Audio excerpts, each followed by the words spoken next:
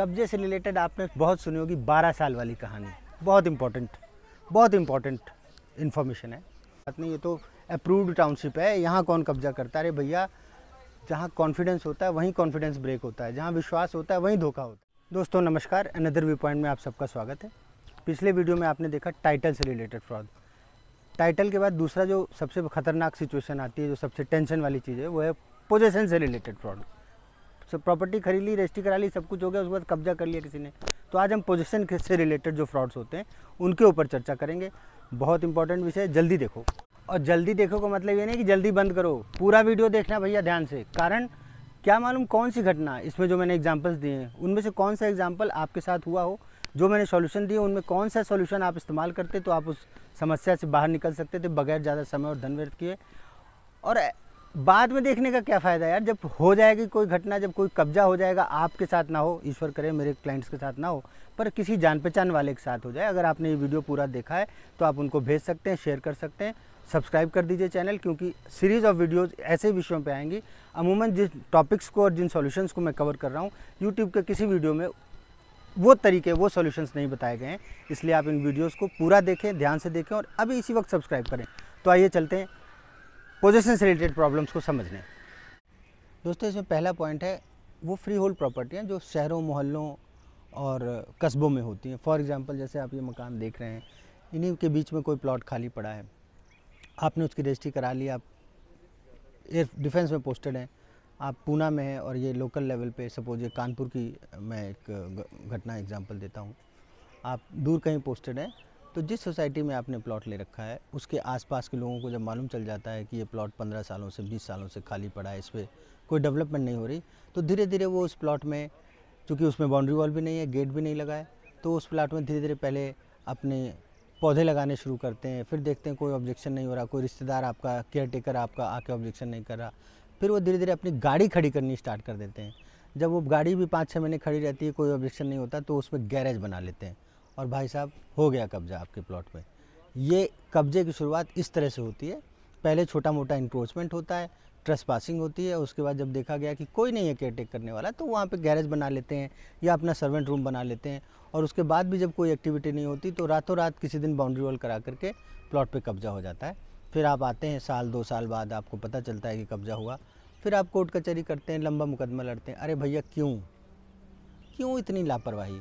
आपने प्लॉट ख़रीदा था, उसकी रजिस्ट्री कराई थी, उसका दाखिल खारिज कराया था, तो थोड़े से पैसे और खर्च करके उसकी बाउंड्री वॉल करा के, गेट लगवा के अपना नंबर प्लेट, नेम प्लेट लगवा देते। एक बार आपका ताला लग गया ना, उसके बाद कब्जा नहीं होता।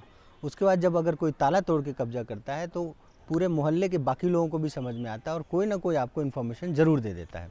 सेकंड थिंग, अगर आपने प्रॉपर्टियाँ अपनी इस तरह से दूर कहीं छोड़ी हुई हैं तो आप अपना कोई ना कोई जान पहचान का व्यक्ति वहाँ पे ज़रूर बोल के रखें कि भाई इस पर निगाह रखना, आते जाते देखते रहना।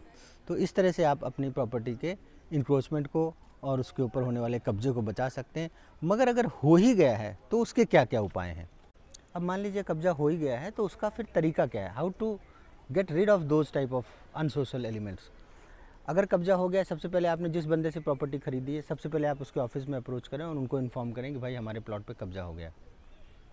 अमूमन उनकी मिलीभगत से ही ऐसे कृत्य होते हैं, पर हो सकता है उनकी मिलीभगत ना हो, तो सबसे पहले वो आपके सपोर्ट में एज ए विटनेस खड़ा हो जाता है। Third, without wasting any time फटाफट कोर्ट में जा कर के स्टे लगवाइए। कारण ये है कि अगर इंजंक्शन ऑर्डर नहीं हुआ, स्टे ऑर्डर नहीं हुआ, तो फर्दर कंस्ट्रक्शन कर सकता है और हो सकता है बाय द टाइम आप वहाँ तक पहुँचें और आपकी जानकारी में मैटर आया है, उसने उसके फर्जी कागज़ भी बनवा लिए हों।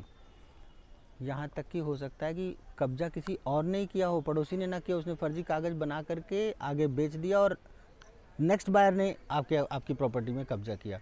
और ये सारी चीज़ें पंजाब वगैरह में तो बहुत कम है, बट पंजाब में भी 1-2 सोसाइटीज़ हैं जहाँ पे ऐसा हुआ है कि बिल्डर्स की ही मिलीभगत से प्लॉट दोबारा बेचे गए और किसी और ने मकान बना लिया। उसमें से एक एग्जांपल है, सनी बाजवा करके एक डेवलपर हुए हैं यहाँ पर। उनकी सोसाइटी में अक्सर सुनने में आता है कि जो लोग अब्रॉड में हैं, जो एनआरआईज़ हैं, उनके प्लॉटों पे बहुत ज़्यादा इस तरह की घटनाएं घटी हैं। और इन चीज़ों से बचने का तरीका मात्र यही था कि आप बाउंड्री वॉल करा करके, हो सके तो एक कमरा बना के, गेट बना करके, मिनिमम जो रिक्वायर्ड कंस्ट्रक्शन है वो करके आप गेट लगा के जाइए। हो सकता है तो किसी माली वगैरह को वहाँ पे एज ए केयर टेकर भी छोड़ के जा सकते हैं। अब दूसरा केस आता है बिल्डर्स के द्वारा दी गई प्रॉपर्टीज़ पे, जैसे डेवलपर्स होते हैं, बिल्डर्स होते हैं, वहाँ तो भैया कब्जा बाद में होता है। ज़्यादातर तो केस डिलेड पोजीशन का होता है कि आप ही को कब्जा नहीं मिल रहा है। डिलेड पोजीशन से आपको फाइट करने के लिए हिंदुस्तान में जो अभी सन 2016 में एक एक्ट आया था, उस एक्ट में ये प्रावधान किया गया था सेक्शन 18 में कि आप बिल्डर से कंपनसेशन ले सकते हैं फॉर डिलेड पोजीशन। उसमें 2 प्रावधान किए गए थे। एक तो आप अपनी एग्रीमेंट को ही रद्द कर सकते हैं और रद्द करके आप अपना पूरा पैसा रिफंड मांग सकते हैं with interest with required compensation for delayed position. Second उसमें प्रावधान ये था कि आप कंटिन्यू कर सकते हैं उस प्रॉपर्टी पर जितने पीरियड के लिए पोजीशन डिले हुआ है उतने पीरियड का आपको मुआवजा रेरा के जो एडजुकेटरी अथॉरिटी होती है उनके थ्रू आपको मिलता है। और ध्यान रहे दोस्तों, RERA is a very simple and best way to get the relief. जो भी मतलब आपका शोषण हो रहा है उनसे रिलीफ पाने के लिए RERA is the better forum than consumer forum and all other sources, because RERA में कोई पिक्यूनरी जुरिडिक्शन नहीं है। चाहे जितने लाखों की प्रॉपर्टी हो, आप इमीडिएटली रेरा में अप्लाई कर सकते हैं। रेरा में कई बार आपको वकील करने की ज़रूरत नहीं है, उसके बड़े सेट फॉर्मेट्स हैं, एप्लीकेशन कैसे देनी है, क्या प्रोसीजर है, और आप खुद उसको फाइट कर सकते हैं। रेरा का सेक्शन 31 अलॉटी को या एक ग्रुप ऑफ अलॉटीज़ को ये अधिकार देता है कि वो 4 तरह के मुआवजे बिल्डर से मांग सकता है। पहला मुआवजा तो वो अपने एग्रीमेंट को रद्द करके अपनी पूरे रिफ़ंड की विद इंटरेस्ट डिमांड कर सकता है। सेकंड, वो कोई अल्टरनेट प्रॉपर्टी, मान लीजिए आज आपने कहीं पे प्रॉपर्टी खरीदी और वो आपको लग रहा है कि अभी फर्दर 2 साल डिले होगी, तो आप बिल्डर के ऊपर रेरा की जो एडजुकेटिंग अथॉरिटी है वो ये दबाव डाल सकती है, वो ये ऑर्डर कर सकती है कि आप इनको कोई अन्य प्रॉपर्टी जो उसके कंपेरेबल हो और कंपैटिबल हो वो खरीदने के लिए इनको कंपनसेशन या पैसा दें। थर्ड, इसमें एक प्रावधान है कि जो आपके डैमेजेस हुए हैं, फॉर एग्जांपल अगर उस समय आपने उस प्रॉपर्टी के बदले कोई और प्रॉपर्टी खरीदी होती है और उसकी जो एप्रिसिएशन हुई होती है, वो जो डैमेजेस हुए हैं वो भी आपको इसमें मिल सकते हैं। दूसरा प्रावधान इसमें इसी तरह से इसमें एक इम्पॉर्टेंट प्रावधान ये भी है कि आप अपना किराया भी मांग सकते हो। सपोज़ आपको प्रॉपर्टी डिले हो रही है तो आप अपना किराया क्लेम करें और एडजुकेटिंग अथॉरिटी बिल्डर को ऑर्डर करती है कि आप इनको रेंट पे करें। तो ये बिल्डर के केस में डिलेड पोजीशन के केसेस ज़्यादातर आते हैं और डिलेड पोजीशन को भी कंज्यूमर फोरम हो या रेरा की एडजुकेटरी अथॉरिटीज़ हों, ये बहुत ही गंभीरता से लेती हैं। रेरा के सेक्शन 71 में ये प्रावधान है कि कैसे आपको रेरा में अप्लाई करना है और कितनी जल्दी, मतलब बहुत फास्ट 60 दिन में इसमें निस्तारण हो जाता है जजमेंट का, अनलेस ये कोविड वगैरह इस टाइप की सिचुएशन हो।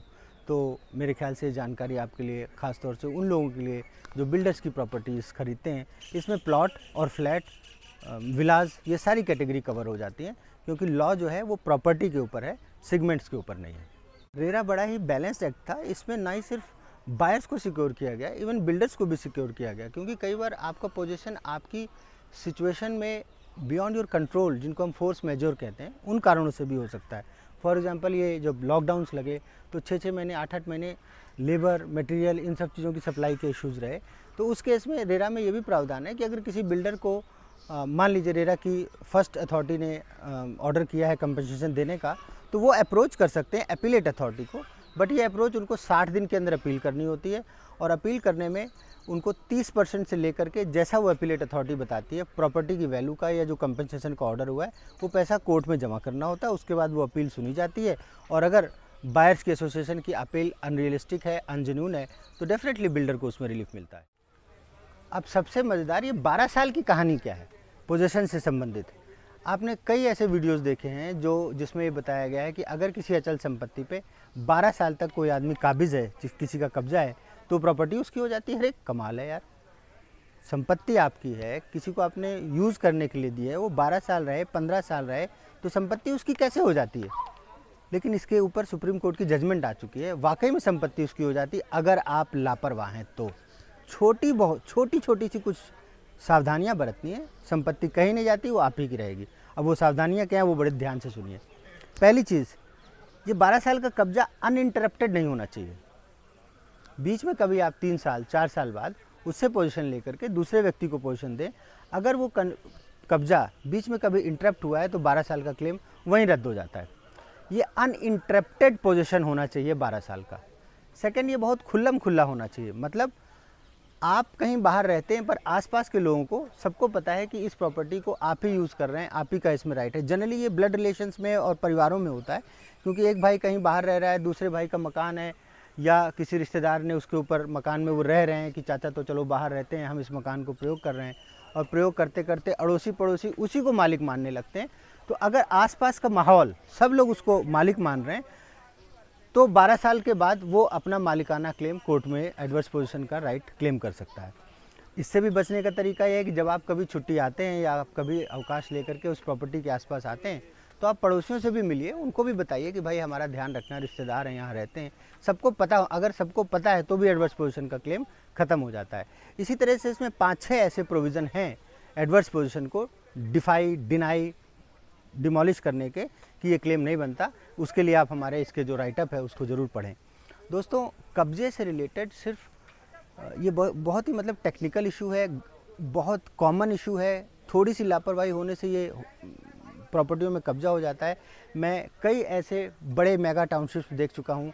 मैं आपको एग्जांपल देता हूँ। जनरली मेरे दोस्त पूछ लेते हैं कि पांडे जी, हमने वहाँ पे प्लॉट लिया था, रजिस्ट्री करा ली है।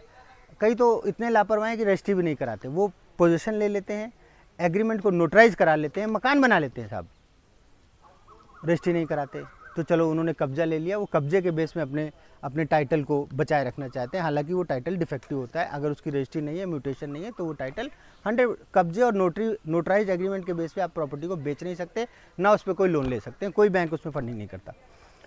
दूसरी सिचुएशन आती है जब आप प्लॉट ले लिया, आपने उसकी रजिस्ट्री करा ली, उसका म्यूटेशन करा लिया, पर आपने छोड़ दिया कि कोई बात नहीं, ये तो अप्रूव्ड टाउनशिप है, यहाँ कौन कब्जा करता है। अरे भैया, जहाँ कॉन्फिडेंस होता है वहीं कॉन्फिडेंस ब्रेक होता है, जहाँ विश्वास होता है वहीं धोखा होता है। Please try to understand. आपको अपनी ज़मीन की चार दीवारी करा के, अगर वो प्लॉट्स हैं, अगर वो एग्रीकल्चर लैंड है, तो प्रॉपर पटवारी को बुला करके उसकी निशानदेही, जब आप उसको खरीदते हैं तो उसकी निशानदेही कराना बहुत आवश्यक होता है। उस समय गांव के 2-4 लोग और होने चाहिए ताकि वो भी उस समय विटनेस बने कि अब अमुक से ये ज़मीन उठ करके इस व्यक्ति के पास चली गई है और आज से ये मालिक और इनकी ये चार दीवारी है। लोग नॉर्मली छोटी मोटी मेड़ें बना लेते हैं या पानी को सींचने की धाराएं बना लेते हैं और उस धारा के बहाने वो ज़मीन आपस में डिवाइड हुआ करती है। तो दोस्तों, इस वीडियो में मैंने आपको बहुत शॉर्ट में बताया है। कब्जा ये एक पोजीशन से रिलेटेड इश्यूज़ काफ़ी वाइड इशू है।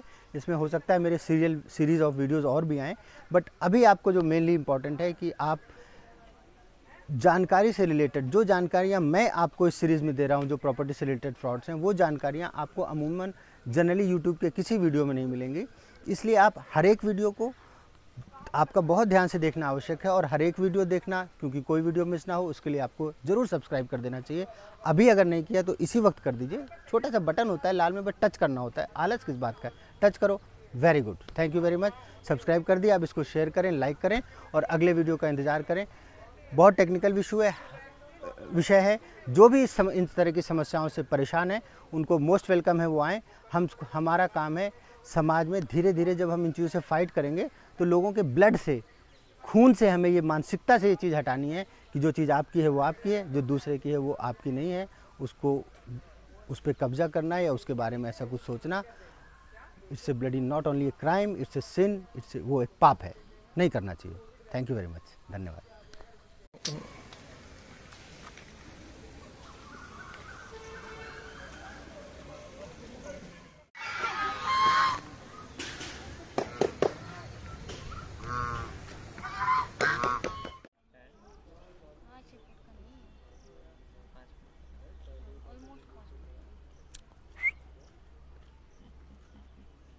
चल गए, अभी तक वहाँ से पूरा चल गया है।